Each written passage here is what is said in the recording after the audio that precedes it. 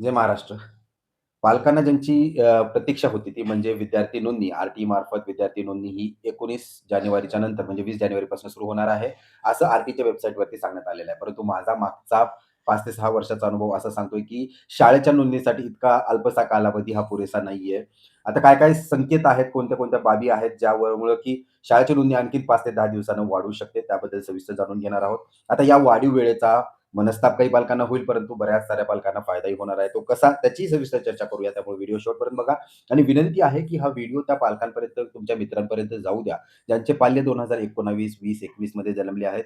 त्यांनाही या आय-टीच्या सारख्या महत्त्वाच्या योजनेचा फायदा होईल आणि त्यांच्या शिक्षणावरचा तब्बल 8 ते 10 लाख रुपयाचा खर्च वाचेल. आता काही शहाण्या लोकांनी मला कमेंट केलेले आहेत किंवा वैयक्तिक मेसेज करण्याची कष्ट घेतलेले आहेत, की "तू मुफत काढतोयस 8 ते 10 लाख रुपये कसे वाचतात?" तर थोडक्यात सांगतो, एका वर्षाची पुणे, मुंबईसारख्या ठिकाणी फीस जी आहे ती 1.5 ते 2 लाख रुपये आहे आणि 8 वर्ष जर तुमच्या मुलाला मोफत शिक्षण भेटत असेल, 1.5 लाखच जर तुम्ही फीस किंवा 1 लाख वर्षाला एव्हरेज फीस पकडली तर 8 लाख रुपये वाचतात. 1.5 लाख असेल तर जवळपास 12 ते 13 लाख रुपये वाचतात. तर त्यांच्यासाठी हे उत्तर होतं. चला तर मग माहितीला सुरुवात करूया.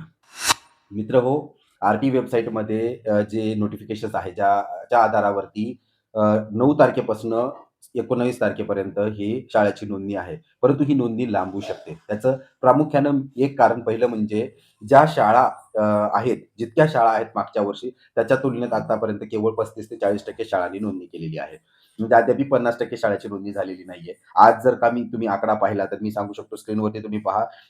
आजचा आकडा आहे जवळपास 2800 शाळांनी नोंदणी केलेली आहे. आणि आर-टीच्या व्हॅकन्सीज पाहायला गेल्या तर त्या जवळपास 37,000 ते 38,000च्या आसपास आहेत आणि मागच्या वर्षी किंवा एकूण आर-टीच्या व्हॅकन्सीज असतात 1,00,000 म्हणजे 40% जागा किंवा आर-टीच्या व्हॅकन्सीजची नोंदणी झालेली आहे. आणखीन 60% नोंदणी राहिलेली आहे. आज रविवार आहे, उद्या सोमवार आहे. एका दिवसात आता 60% नोंदण्या होतील का? याची शंका आहे. कारण त्यामुळं ही तारीख ही वाढवून देण्यात येणार आहे. दरवर्षी शाळेच्या नोंदणीला कमीत कमी 20 ते 25 दिवस लागतात. यावर्षी काही कारणास्तव ॲडमिशन प्रक्रिया उशिरा सुरू झाली होती. त्यामुळं खूप कमी वेळ देण्यात आला होता आणि अशी अपेक्षा होती, की या कमी वेळामध्ये शाळा ह्या त्यांच्या 100% नोंदणी करून घेतील. परंतु तसं दिसून येत नाहीये.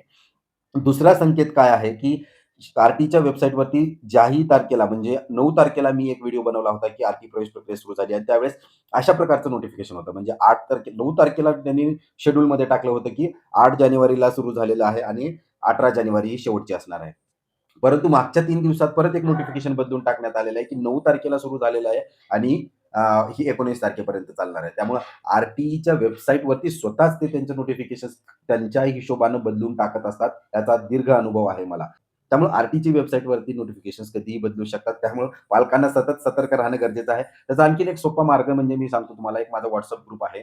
त्याचं शुल्क मात्र ₹100 आहे. ते जॉइन करा, भरून तुम्ही जॉइन करू शकता. त्यामध्ये वेळोवेळी तुम्हाला अपडेट्स भेटत राहतील. कारण बऱ्याच पालकांना बरेच प्रश्न असतात आणि प्रत्येक प्रश्नाचं उत्तर YouTubeवरनं किंवा पाहिजेच त्या प्रश्नाचं उत्तर भेटत नाही. त्यामुळं तुम्ही ग्रुपमध्ये किंवा मला वैयक्तिक विचारू शकता, कागदपत्राची पडताळणी करून घेऊ शकता आणि येणाऱ्या काळामध्ये जर फॉर्म्स कसे भरायचे, जर तुम्हाला फॉर्म भरताना अडचण येत असेल घरी बसल्या, तर तुम्ही माझ्यामार्फतही फॉर्म भरून घेऊ शकता. त्यामुळं विनंती आहे तो ग्रुप जॉइन करा आणि पुढे ह्या ज्या काही आता बदल घडत आहेत, त्या बदलामध्ये तुम्ही तुमचा प्रवास जो आहे तो सुखकर करू शकता. आता असं असल्यावर आणखीन एक संकेत हे आहेत, की राज्यामध्ये जे आहेत ते सध्या निवडणुकी आहेत आणि पंचायत समिती आणि जिल्हा परिषदच्या ज्या निवडणुका शिल्लक राहिलेल्या आहेत, त्या 5 फेब्रुवारीला नियोजित आहेत.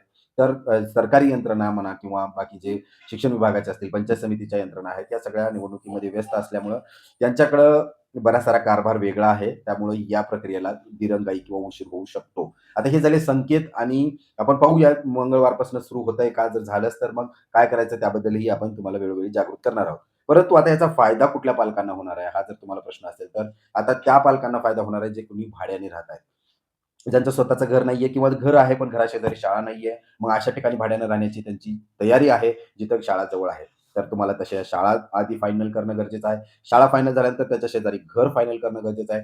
घर फायनल झाल्यानंतर तुम्हाला घरमालकाला तयार करणं गरजेचं आहे. कारण तुम्हाला करायचं आहे दुय्यम निबंधकाचं रेंट ॲग्रीमेंट. आता रेंट ॲग्रीमेंटला काय-काय लागतंय, त्याचे किती शुल्क आहेत, कुठं करायचं, काय पैसा लागतो, काय कागदपत्र लागतात, या सगळ्याचा डिटेल व्हिडिओ मी बनवलेला आहे. लिंक डिस्क्रिप्शन बॉक्समध्ये किंवा चॅनलवरती जाऊन तुम्ही पाहू शकता. त्यामुळं तो एक भाडेकरार तुम्ही करून घ्या. तुम्हाला 4 ते 5 दिवसात भाडेकरार मिळेल. त्याचा फायदा तुम्ही घेऊ शकता. सोबतच उत्पन्नाचा दाखला, जर खुल्या प्रवर्गात असाल, उत्पन्नाचा उत्पन्नाचा दाखला बऱ्याच साऱ्या पालकांना अडचणी येत आहेत उत्पन्नाचा दाखला काढण्यामध्ये पण.